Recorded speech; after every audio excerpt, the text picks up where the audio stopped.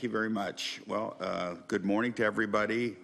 I'd like to open up the meeting of the Audit Committee of the San Diego County Water Authority. It is 9:03 in the morning. It's September 18th, 2025. And we would like to see, Nicole, would you please call the roll? Chair Castaneda. Here. Directors Leahy. Here. And Paul. Yes, present. Okay. Rossetti and Vespi are absent. So Chair Castaneda, you have a quorum of the committee. Thank you. Appreciate it. To the staff, any additions we have? I don't think that there are there? No, great. Thank you very much. Public comment. This is an opportunity for people of the public to address the committee on items contained in this agenda. We have anybody that would like to speak with us? If there are public speakers in the Zoom waiting room, please raise your hand through the Zoom app or press *9 if you are listening by phone. I see none. We're that popular. Great. Thank you. Let's see here. Chair's report. There is no chair's report. We have the minutes from the last meeting, which was April 3rd. In front of you. Would you like to have any discussion, or I'll call for a motion if not? Do I need to abstain if I wasn't here, or can I? Sure. Well, then we don't have an ability to vote on this. Right. Can you review the minute? Yeah. I did review them. Yeah, you were here. We'll have a majority. Weren't you on telephone or anything like that? We have a quorum. We have a majority. We have a majority. Is that what it is? Okay. All right. Well, Director Paul, would you like to? I move approval. I'll second that. Okay. Nicole, can you please call the roll on the vote? Chair Castaneda. Yes. Directors Leahy Abstain as I was not here. and Paul. Yes, approve. Okay, great. Thank you. It passed. Consent calendar, we have none. That's an easy one. Okay, action items. So we have 4 under the action calendar today. Chris, can you go ahead and update us on the fiscal 25 audit? Yes, thank you, Chair Castaneda. Good morning. I'm Chris Wojcik, the controller here at the Water Authority. Yes, the fiscal year 2025 audit has gone well. We're actually ahead of schedule. No issues with the audit that came up as noted by the auditors. We're anticipating receiving the audit opinion next Friday. The auditors are doing their final wrap-up procedures this week and next week. And again, we're anticipating to wrap it up much sooner than we have in the past. As I had mentioned, no issues, no audit adjustments, no differences of opinion with the auditors on treatment of anything like that. It was a good audit. Staff was well prepared for it, and we are, again, pleased that it's wrapping up much sooner. In fact, as part of that, we have the draft ACFR document, which we'll be asking you to review. We've already got a full draft of it, and which is much, much sooner than we had in the past. So we're making our second review of that now. So we were to give this to you about mid-October review, but we'll be able to give it to you much sooner for you to take a look at and comment on any questions that you may have. So we're moving along well on that. The auditors do not appear at this second meeting. They will be appearing at the third meeting, which is October 30th, which is a Thursday, and they'll be giving a report out on how the audit was conducted. I'll also be giving a presentation, highlights, with respect to a comparison to fiscal year 25 and fiscal year 24 as well. There was one item that we had talked about at the last audit committee meeting about a single audit potentially that we were going to have to undergo. That is not applicable for fiscal year 25, thankfully. It's just been moved into fiscal year 26, and that was pertaining to the grant monies for the Carlsbad desalination plant. So we're due to receive those monies later this month, and then again, that single audit work would be conducted in fiscal year 26. And that's a requirement. And it is a requirement, yes. Okay. And there were, based on the comments from the directors at the last audit committee meeting, we thought it'd be good to bring a staff in to comment on the excused supply shortfall units for the desalination plant, as well as give some more information on the mitigation bank credits. So we have staff here to present on that. Okay, And thank those you. are my comments. Before we go on to those items, does anybody in the committee have any questions with Chris just on sort of the process and status of the audit itself? Nope. Everybody good? Good. All right. Well, so next we got Jeremy Crutchfield, Water Resources Manager. He's going to talk about the excused supply shortfall for the desal plant. Good morning. Thank you, Chair Castaneda. I'm Jeremy Crutchfield. One of my roles as a water resources manager is to administer our water purchase agreement for the Carlsbad desalination plant. So today I wanted to just give a quick background on one of the provisions of that agreement, and that's the excused supply shortfall tracking account. So what this document or this provision allows for, addresses, is opportunities for channel side to make up deliveries that they previously missed. So when we order water and channel side does not produce that water, it can go into three different categories.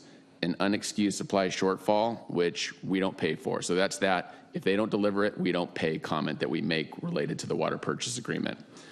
The other two categories are unscheduled outage units. This is a bank of kind of relief units, 1,630 every year, that they can apply those and get fixed payments for those missed deliveries. And that's just a financial provision of the water purchase agreement. The one we're talking about today are the excused supply shortfalls. And there are different categorizations for that. They have to do with things that are beyond channel side's control for why they weren't able to produce the water. Some examples of that in the past have been, for instance, when SDG&E has a power issue, whether it's power quality, a power shutoff, something out of channel side's control, they miss a delivery, but that would accrue an excused supply shortfall and eventually go into this tracking account that we're talking about. Currently, after 10 years or coming up on 10 years of operation, we have 10,105 acre feet accrued in this tracking account. The majority of that has been due to the ocean plan amendment and the modifications that we've had to do to the intake and discharge. That was a change in law, so that was something that is outside the control of channel side. And so when they had to shut down the plant for certain periods during that construction of both the interim in 2020 and the ones we just completed in 2024 or earlier this year, they would get relief for that. So that was really where we had several thousand acre feet of excused supply shortfall that went into this account. The way that we reduce this tracking account or expend those units, there's two different ways. One, we either order and they produce over 48,000 acre feet. Remember, that's our minimum annual demand commitment that we have. One of the provisions in the WPA is when we produce or receive water above that minimum amount, we get what we call cheap water. We only pay fixed rates for that water. However, because we have this accrual in this tracking account, we have to work that off before we get into the cheap water. So we've had 2 years where we have produced received over 48,000 acre feet. So we have had some reductions in that account, but as I mentioned before, we're at about 10,000 acre feet currently. The other way to work off this account is an extension of the water purchase agreement. So if there's still an account, units in this account at the end of the 30-year term, we can extend that term up to 3 years to work off that account.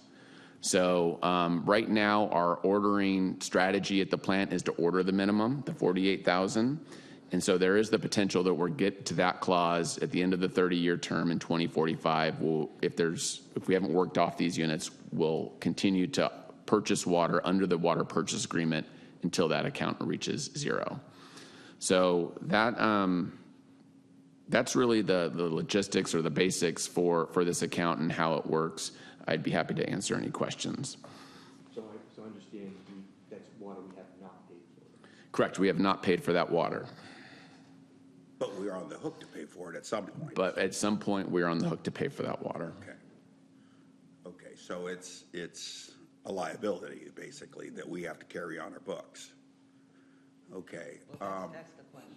Yes, and that was the thing that we explored because we don't carry that liability in our books currently, and there's not a need to, but we weren't disclosing this tracking account, those units. So now in the ACFR, in the water purchase agreement, we include a couple of sentences speaking to that, those shortfall units, as well as the potential liability that we would have to pay to purchase that water. And we don't want to accrue for it because it's uncertain. The dollar amount is uncertain. There's a lot of variability associated with it. This tracking account goes up and down based on each year. So it's been as low as like 400 acre feet, and now it's up to as many as 10,000. So there's fluctuations from year to year. And the liability, that what we'd actually pay for it would change each year as well. Okay. Lindsay, you look like you might have a question. Or many. Or 48,000. No, I'm okay for right now. Okay.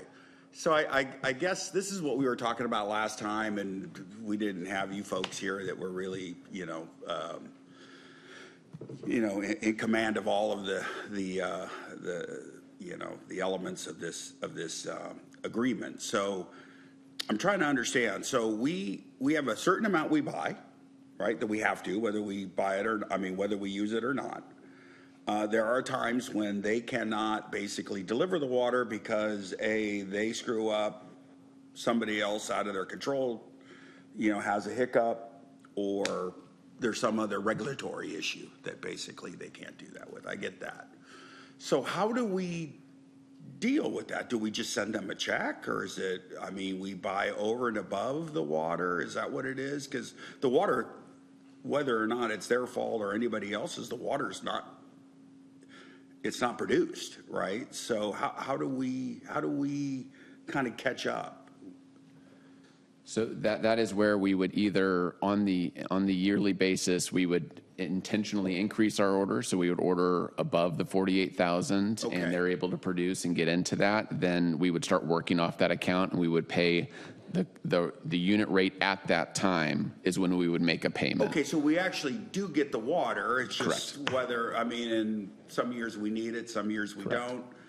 Theoretically, we We're carry it We're not paying for it until we need it, and then it just goes out at the rack rate, I guess is what you'd want to call that we have in our purchase agreement. And then when we get beyond that, so just to understand what you're saying, and once we completely exhaust that credit, that's what you want to call it, then we get lower price water. Is that what it is? Correct. Then we would have availability for us to only pay fixed charge. So we'd be incentivized to use the plant and what more. would be the cost of the fixed water? Well, fixed water now is still $2,100 an acre foot. Okay. Well, that's better than, I guess, I do anyway. have a question now. So, when does our purchase agreement end with? 2045 is the end of the 30-year term. And do we have the ability to pre-purchase this water at similar to the reverse cyclical program that they have at Met, where you're paying for the bank now that potentially it's a lower cost than what it would be in 5 years? Is that an option? Since we're going to have to pay for it anyway, we're going to have to buy the water anyway. Would that make sense at some point to look into? That is not an option within the water purchase agreement, but we could propose something and negotiate something with Channelside if we chose to. They're not obligated pay to up accept front. We that. pay up front, but the thought being, if you're going to have to use the 10,000 acre feet anyway, it might be less expensive to pay for it today than in 5 years. Right. Right. Then it would be, because it would be an on your books because expenditure it'd be of something spent, real. right? Yeah. But Right. yeah, but I can't imagine they wouldn't take a lump sum, just, and I can't imagine that they would just say, no, we don't want your money, we'll wait, 20 years. That doesn't seem to make a lot of business sense. So, okay. All right, well, all right, I think that's a better understanding. Anybody else? We're not here to decide anything on anything other than just to get a better picture. I guess just editorially, you talked about extending the water purchase agreement beyond 2045. Does that make sense? I don't know. At the end of the day, it's kind of like, we have to look at what we're selling, what we're spending, what those costs are, and what we're looking at in terms of future projects. and kind of understand where this thing kind of fits. I mean, I have not heard anything from this plant that would lead me to believe, A, that it's needed at this point, or that it's a great deal for the ratepayers. So I don't, again, that's not part of this discussion here, but that's just an editorial thing that I'd be interested in your perspective. The extension would only be to allow time to produce this water that we have on the books through this tracking account. That's Okay. the only reason it would be extended, and it doesn't have to be for 3 years. As soon as we hit zero on that, then the provision for that plant to roll over to us at $1 would take place. So it's up to 3 years to work off that account. Okay, but even if we took it over at 2045 for the buck, we'd still owe them until we exhaust that. Correct. So we'd be paying for water that we produce. Paying them for water that we would be producing. We'd still be operating under the water purchase agreement during those up to 3 year extensions. So it wouldn't be our plant until we exhausted that account. But I mean, it doesn't sound like a lot of water, but you just don't know from year to year whether you're gonna draw it down or you're gonna build it up, right? So, okay. And we don't know from year to year what's going to happen that makes a shortfall. That's right. That's what I mean. Yeah. Well, I mean, that's what my concern is too, because you buy something like this, you're stuck with it. You bought a 65 Chevy, and all of a sudden now you're dealing with 2025 or 2045 state rules that basically says it needs to meet certain standards, and at that point, does that make financial sense? So anyway. I will note that with the intake modifications being complete now, the other inputs into this tracking account are very minor. So we really aren't expecting a lot of relief to generate excused supply shortfalls for channel side moving forward, unless some other rule or regulation comes out. They're running out of technical sort of. Yes, they now the additions to this account should be much lower. Okay. Going forward. Okay. All right. And can I just add on the you had said that we don't need the plant. I want to make sure we're still keeping in mind, and this is just anecdotal, but that the plant does have a purpose as far as a local supply and reliability. And although we're below our take or pay, I think there is a value to having it. And then hopefully we can also use that exchange for future negotiations. So I just don't want to dismiss the value of the asset itself while it's expensive. And again, we're not using it as we originally planned. I think that it gives us opportunities. No, and I agree with you completely, but I'm just looking at a snapshot from today. Right. And trying to explain to ratepayers why we're paying for something we don't use, right? So that's the real issue here, but thank you. But to try to speculate the value in 20 years. It's pure speculation. That's right. Voodoo math is what they say. Right? Anyway, Tishy's looked up. Oh, I thought you were motioning like you wanted to say something. Okay. Chair Cassidy, Yes. if I could add, we have 20 years in which to earn, to use this or take and receive this water. So we feel there is ample time to receive this. Also, at the settlement of the MWD litigation, there's potential other buyers out there. Of course, so yes. The concern, we believe there's ample time to purchase this water. Yeah. And I hope that we're successful in doing all the things that we think we can do, right? So again, that's speculation, though, like you're saying, so anyway. All right, well, thank you very much. Appreciate it, Jeremy. Okay, the next item, if there are no other questions or comments or anything like that, we'll go to sub-item 3, which is Summer Adelberg will educate us on the mitigation bank credits. Good morning. Yes, Summer Adelberg, Water Resources Manager. I oversee our mitigation portfolio. And today I'm really going to talk about the San Miguel Mitigation Bank and answer any questions you guys might have. So in 2003, the board authorized the purchase of the San Miguel Mitigation Bank. I'll refer to it as San Miguel from now on. That included a purchase of 820.85 upland mitigation credits. This was a purchase from U.S. Fish and Wildlife Service. Excuse me, Summer, where is the San Miguel, where exactly geographically is It's it? down south, just southeast of Otay Reservoir. Is that the one that City of Chula Vista is also invested in as well? I believe you guys, I believe there, yep. All right, good, thanks. So in 2003, we bought the 820 acres for $2,463,000. That's approximately $300,000 an acre. This was substantially lower than any other mitigation parcel that we had bought at the time and really considered a good deal. It was intended to meet all the requirements of the Water Authority's CIP and O&M requirements for long-term. It's primarily upland habitats consisting of Yagan coastal sage scrub, which provides habitat for the federally listed coastal California gnatcatcher, which was the impetus for us purchasing the property. In 2017, staff completed an evaluation of our long-term CIP and O&M activities and determined that there were approximately 240 acres of excess credits in San Miguel. So in September of that year, staff came to the board and we were authorized to sell 240 acres of mitigation credits or exchange them for other mitigation types. At the time, it was determined that staff would sell the credits for fair market value as long as it was above the Water Authority's initial investment.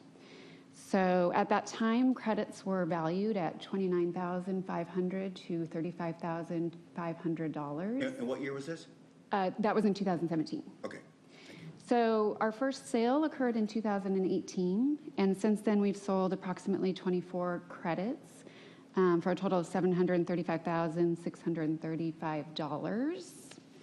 Earlier this year, staff went through a reevaluation of the mitigation banks available in San Diego County as a whole for upland credits and determined there are only 2 available that have occupied gnatcatcher credits that can be sold to third-party entities. There's still quite a few upland credits, but we did determine that it did warrant an increase in purchase price. So we increased effective July 1. The purchase price for occupied credit would be $49,500 per acre. This coincided with an effort to do some more aggressive marketing of our mitigation credits, outreach to wildlife agencies, making sure we're on the appropriate websites. And at some point, we'll move into potentially marketing on our own internal social media. We are currently processing a sale of 7.1 credits to the city of Chula Vista for their Fire Station 4 project for a total of $244,950. That agreement process started prior to the increase, so we are selling those credits to Chula Vista for the $34,500 an acre mark or credit mark. That really concludes the overview, and I can answer any questions you might have. Yes. Summer, it might be helpful to explain the difference between these credits and the San Luis Rey mitigation credits that we're planning to create as a background for the members before we get to questions. She anticipated my question. Yeah, so like I said, at San Miguel, we only have upland habitats. Mitigation is broken up into 2 categories, upland and wetland. And within those 2 categories, there are a number of vegetation tiers. So at San Miguel and the credits that we have available for use there and at our other mitigation sites, we only have upland habitats. San Luis Rey is going to be primarily riparian and wetland habitats. There are no wetland mitigation credits available for sale in San Diego at this time. So even if we needed to go purchase one, we wouldn't be able to. And the only known projects that are coming online, there's maybe 1 credit in the next 2 years that'll be available.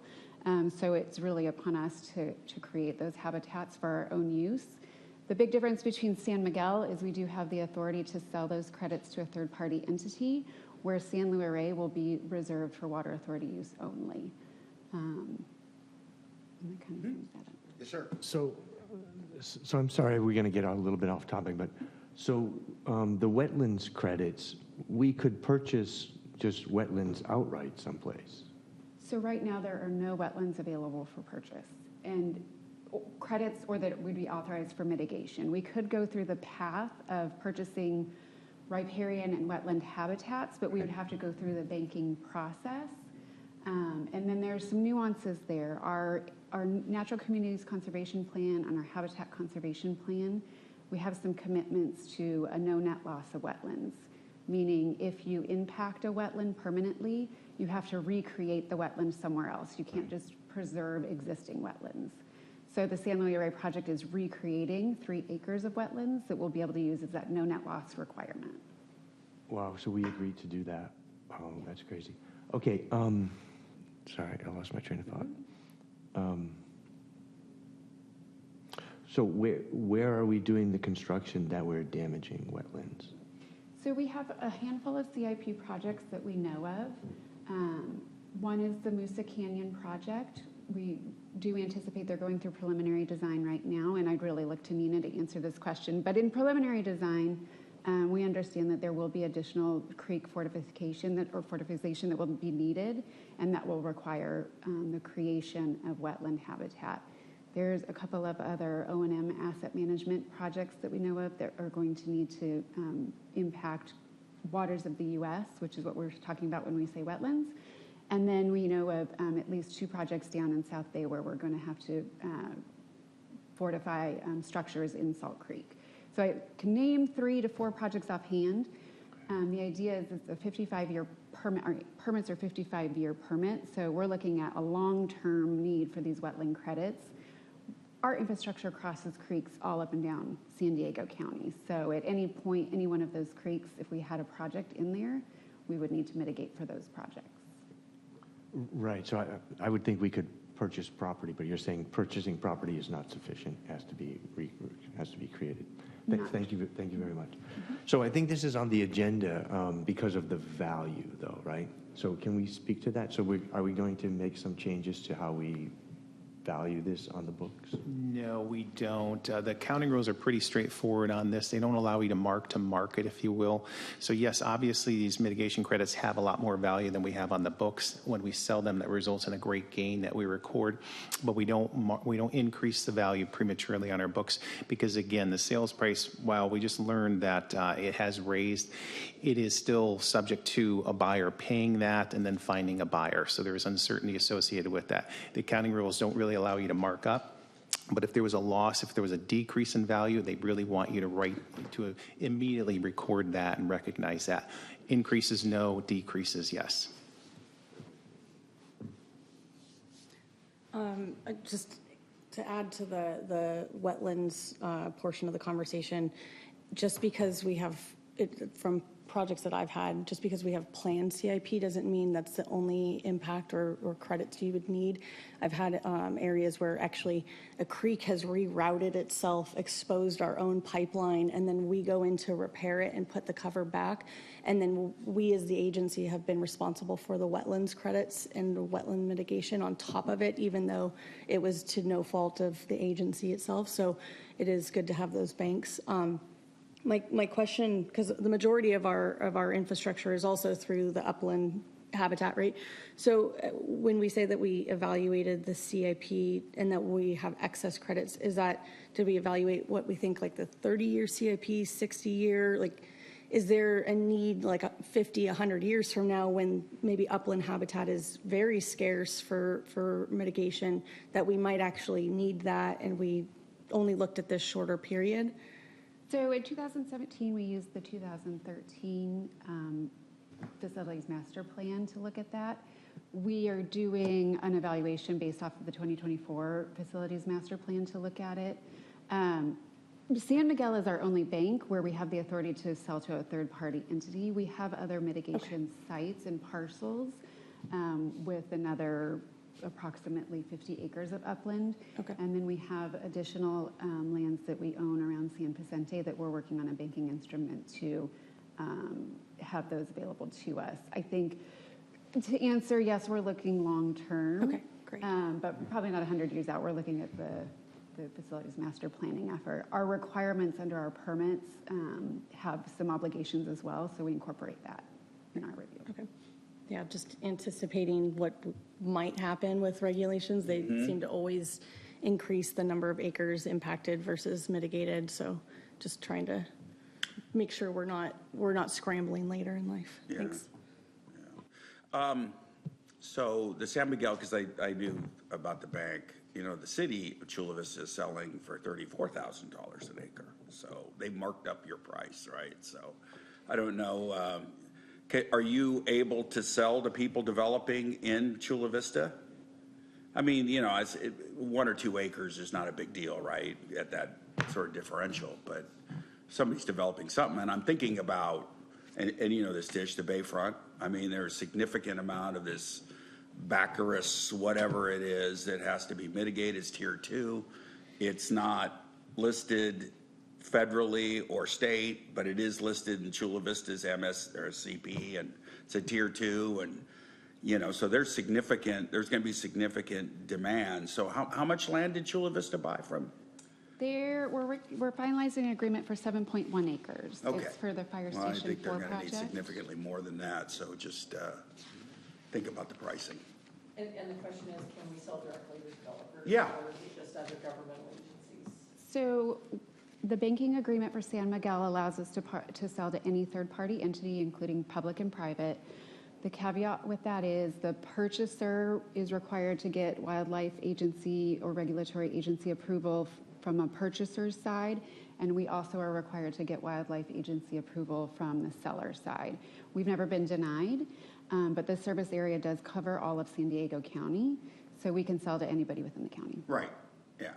Well, I mean, anybody has to do that, though. The agencies always have to sign off on these transactions, so it's pretty perfunctory, I think, in this area, because a lot of this stuff has no value. There's no gnat catcher in or anything like that, but it's just listed. So anyway, no, well, good. I'm glad, and I'm glad that we're looking to the future to make sure that we don't get stuck in this situation where we can't do our projects because we have no mitigation ability. So any other questions?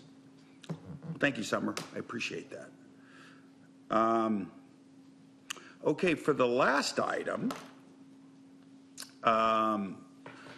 provide an audit committee sub-panel meeting to be held. So typically all of us, have done these audits and stuff, and I don't know if City of Escondido, when you do an audit, do you get questionnaires, the council members and all that kind of stuff? No? So Sweetwater's undergoing right now. We all got questionnaire. All the board members got questionnaires, and it's like what'd you call it, a fraud audit or something like that? Because that's what most of the questions were about. Correct. Each firm has different procedures, and the firm you were mentioning does do that. Our firm, to my knowledge, does not do that. Okay, all right. Yeah, 'cause it seems kind of funny, because if I was aware of any fraud, I don't think the audit firm, I think I would go to the district attorney, but anyway, it is what it is. But anyhow, so I guess the question would be whether or not the auditors have access to board members for that, and we want to talk about the possibility of setting up an offline conversation with those folks. Yes, thank you for touching on this. This has been standard practice here at the Water Authority, where the audit partner on the engagement meets with select audit committee members without management being present, so there's an opportunity to free speak and ask questions back and forth.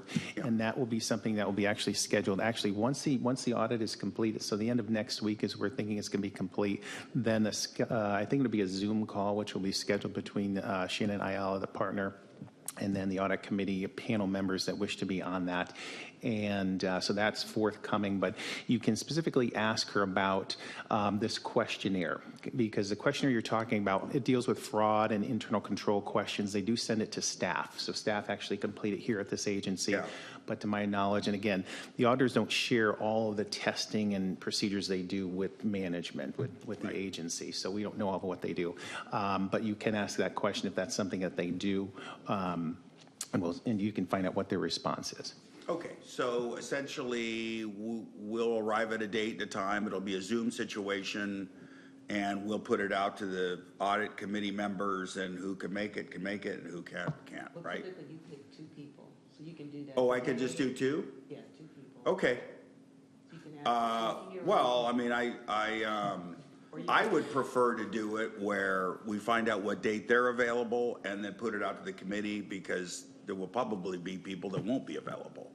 So it's hard to pick somebody when we don't know when the date is. So I would much rather let them give us a couple of options and then put it out, because. Well, they can work around your schedule. Okay. Once you pick the 2 people, they will determine. Okay. Well, is there anything that we can pick more?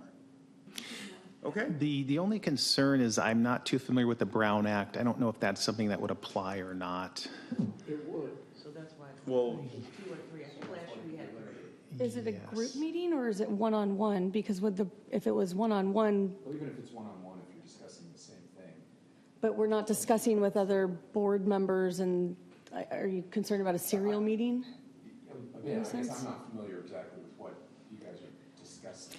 And the auditor just, again, talks with the audit committee about the audit, the status, how the audit went, were there any differences, any audit adjustments, get to hear questions from the committee members, limited just solely to the audit itself and the financials of the Water Authority.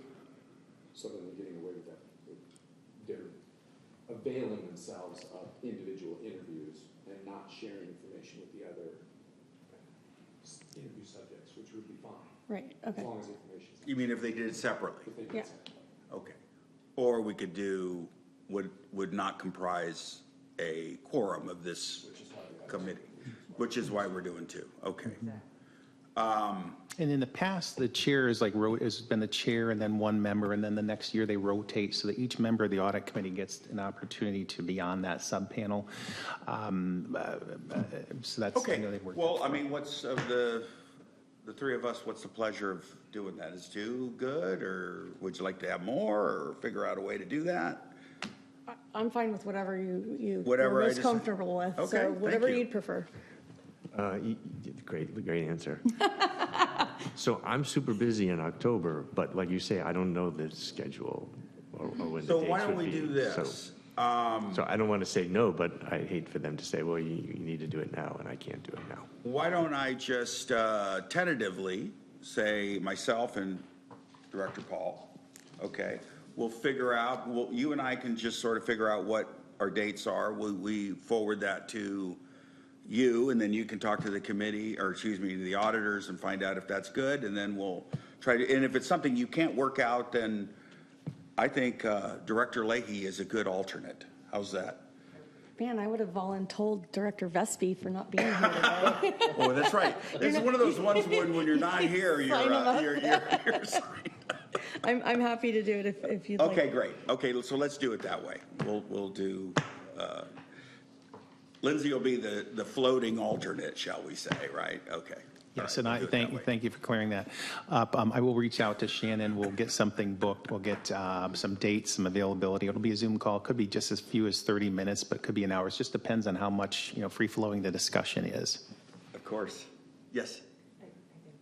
Oh, I didn't, I was just going to say, this is before the end of Or October, is right? there an interest to, Is it, the interview would be before the end of October?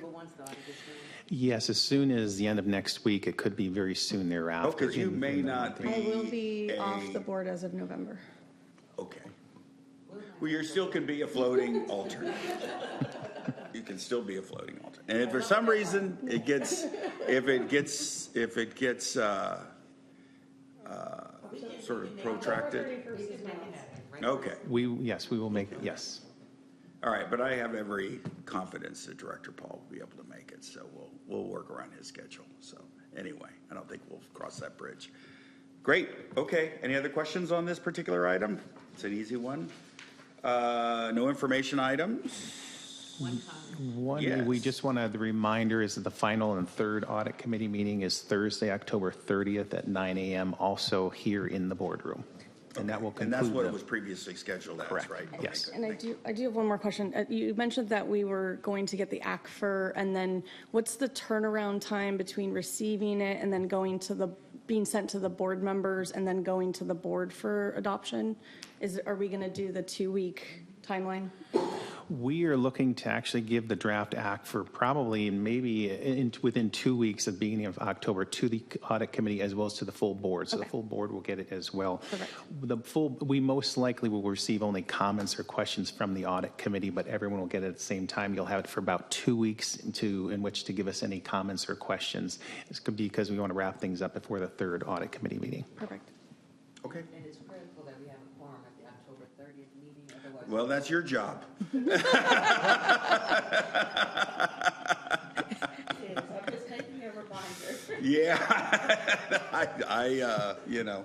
I can only ask, anyway.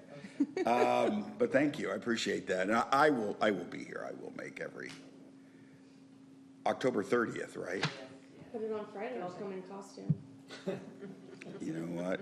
That's Halloween or something, right? The 30th.